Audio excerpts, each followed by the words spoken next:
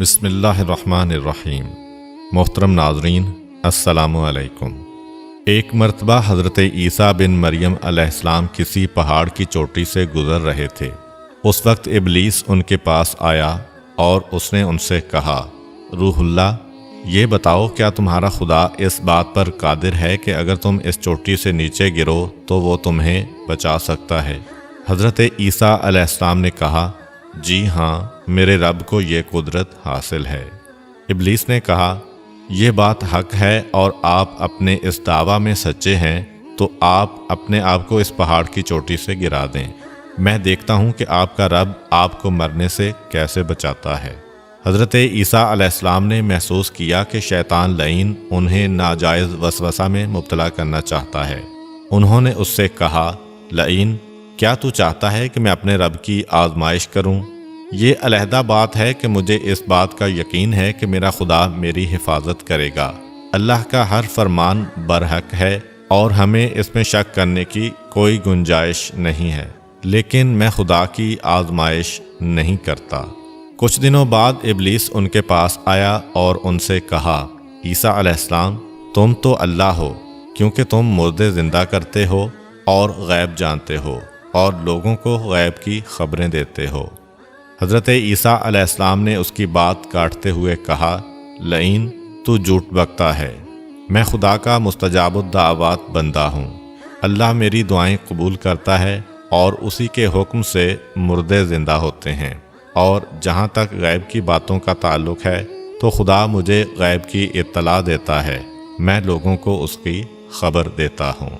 جب ابلیس نے دیکھا کہ عیسیٰ علیہ السلام اس کے جال میں پھنسنے پر آمادہ نہیں ہیں تو اس نے چیخ ماری اور ان کے سامنے سے بھاگ کھڑا ہوا۔ ابو نصر نشاپور کا ایک سلطان ہو گزرا ہے۔ ایک مرتبہ وہ لاؤ لشکر سمیت اپنے دارالحکومت میں داخل ہو رہا تھا کہ ایک مکان سے قاری کی آواز نے اسے چونکا دیا۔ ابو نصر قرآن سننے کے لیے رک گیا۔ قاری نے دلسوز آواز میں سورہ آل عمران کی آیت نمبر 26 کی تلاوت کی، جس کا ترجمہ یہ ہے، آپ کہہ دیں کہ اے اللہ، تو ہی مالک الملک ہے، تو جسے چاہے سلطنت عطا کرے اور جس سے چاہے سلطنت چھین لے، اور جسے چاہے عزت دے اور جسے چاہے ذلت دے، تمام بھلائی تیرے ہاتھ میں ہے، بے شک تو ہر چیز پر قدرت رکھتا ہے۔ اس آیت مجیدہ نے سلطان کے دل پر گہرا اثر کیا۔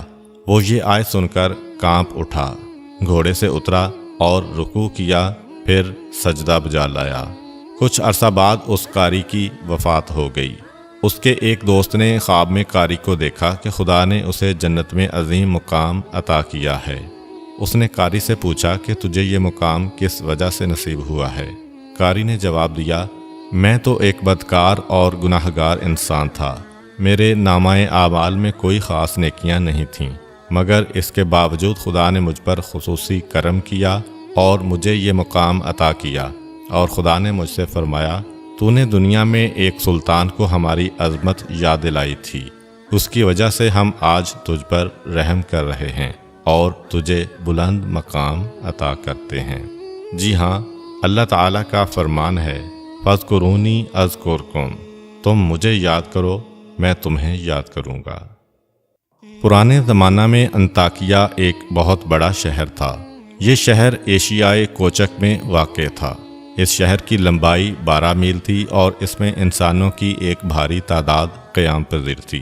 انطاکیہ شہر کے لوگ گمراہ اور ظالم تھے۔ وہ ستاروں اور بتوں کی پوجا کرتے تھے۔ اللہ تعالیٰ نے ان کی رشد و ہدایت کے لیے ان کے پاس 2 نبی بھیجے۔ اہل شہر نے ان کی تکذیب کی تو ان کی تقویت کے لیے تیسرے رسول کو وہاں بھیجا گیا۔ چنانچہ تینوں انبیاء نے لوگوں کو خدا کے راستہ کی دعوت دی اور شہر کے گوشہ گوشہ میں انہوں نے تبلیغ دین کی، لوگوں کو توحید کی دعوت دی، معاد اور یوم قیامت سے آگاہ کیا اور انہیں عذاب خداوندی سے خبردار کیا۔ اہل شہر بڑے بدبخت تھے۔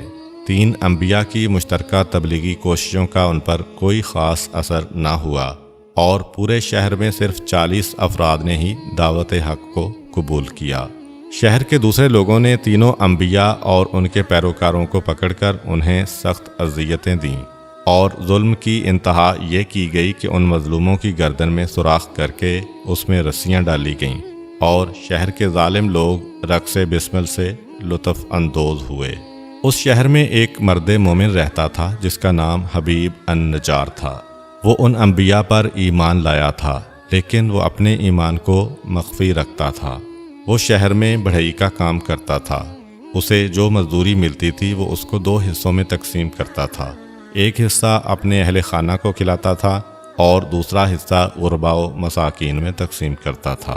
جب حبیب النجار کو اس ظلم کا پتہ چلا تو انہوں نے اپنی قوم کو تبلیغ کرتے ہوئے کہا، اے میری قوم، ان رسولوں کی پیروی کرو، ان کی اتباع کرو جو تم سے کوئی اجر نہیں مانگتے اور وہ راہ راست پر ہیں، اور میں کیوں نہ اس ذات کی بندگی کروں جس نے مجھے پیدا کیا ہے اور جس کی طرف تم سب کو پلٹ کر جانا ہے۔ کیا میں اس ذات کے علاوہ کسی کو معبود بناؤں؟ جبکہ اگر خدائے رحمان مجھے ضرر پہنچانے کا ارادہ کر لے تو ان کی شفاعت مجھے کوئی فائدہ نہیں دے سکتی اور نہ وہ مجھے چھڑا سکتے ہیں۔ تب تو میں صریح گمراہی میں مبتلا ہو جاؤں گا۔ میں تو تمہارے پروردگار پر ایمان لے آیا ہوں، لہٰذا میری بات سن لو۔ کیا میں اسے چھوڑ کر دوسرے معبود بنا لوں؟ حالانکہ اگر خدائے رحمان مجھے کوئی نقصان پہنچانا چاہے تو نہ ان کی شفاعت میرے کسی کام آ سکتی ہے اور نہ وہ مجھے چھڑا ہی سکتے ہیں۔ اگر میں ایسا کروں تو میں واضح گمراہی میں مبتلا ہو جاؤں گا۔ میں تمہارے رب پر ایمان لے آیا، تم بھی میری بات مان لو۔ لیکن ظالم لوگوں نے ان کی بات پر کان نہ دھرے اور ان کی نصیحت سن کر خواب غفلت سے بیدار نہ ہوئے، بلکہ ظالم درندے یکدم اس پر ٹوٹ پڑے اور بیچارے کو اتنا مارا کہ اس کی آنتیں باہر نکل آئیں۔ پھر اس کا گلا دبا کر قتل کر دیا اور لاشا کو ایک کنویں میں ڈال کر اس میں مٹی ڈال دی گئی اور وہ کنواں اس کا مدفن بن گیا۔ بعض روایات کے مطابق ظالموں نے اسے پکڑ کر آری سے 2 حصوں میں تقسیم کیا تھا۔